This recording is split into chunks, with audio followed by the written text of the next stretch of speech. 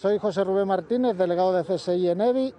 Estábamos aquí haciendo un paseo solidario en apoyo a 4 compañeros de la empresa que iniciaron hoy un encierro con huelga de hambre.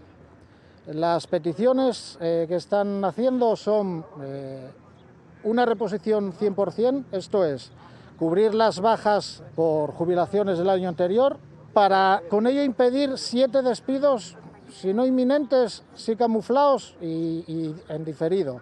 Y por otra parte, reivindicar también la mala fe que tuvo la empresa al implantar un ERTE unilateralmente, con lo que lleva la disminución salarial de los trabajadores.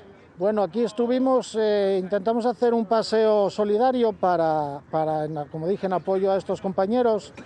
Y bueno, por lo visto teníamos que haber pedido, incluso para el paseo solidario, teníamos que haber pedido permiso a delegación de gobierno y ya, como visteis, vino la Policía Nacional y tuvimos que dispersarnos. Los compañeros, la acción lleva preparándose 5 o 6 días y la petición es eso, es la solución de la continuidad fijos de estos compañeros, de estos 7 eventuales que tenemos. Y la negociación de un ERTE que no sea tan lesivo para los trabajadores, en el cual la empresa no nos dio ningún tipo de información para poder justificarlo.